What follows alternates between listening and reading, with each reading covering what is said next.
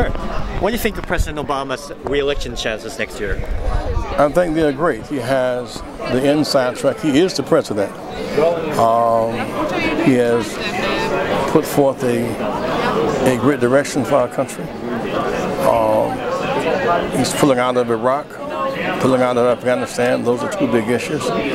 He's facing the fierce resistance of the right wing, which seeks to shave votes with voter IDs, voter suppression schemes.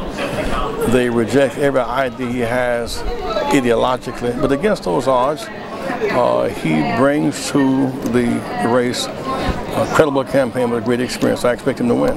What do you say to those people who are disappointed in his policies? He hasn't closed down Guantanamo. He's opened a third war in a Muslim country. He hasn't taken away all the Bush regulations on the war against terror. What do you say to those people? Well, those are challenges. But for example, Guantanamo, if you could remove Guantanamo unilaterally, you would have done it.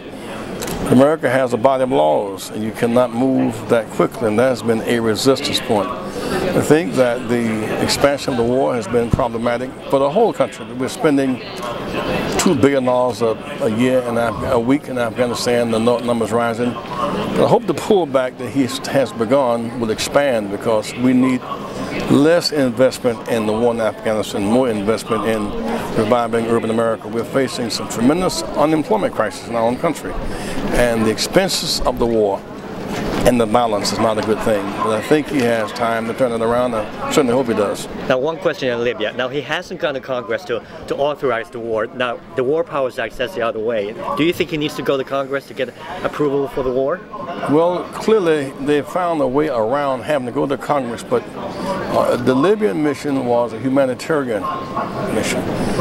It's now expanded to a regime change mission. I hope that that will be thought through more clearly, and that somehow the various forces will figure out a way to resolve that conflict and reduce and end the bloodshed. But do you think he needs to go to Congress?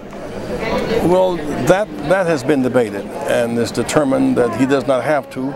But the safeguard of Congress declaring wars must be protected. But so far, each of the presidents have found a way around that. But I think that with or without Congress, we need to not expand that crisis. Thank you, sir.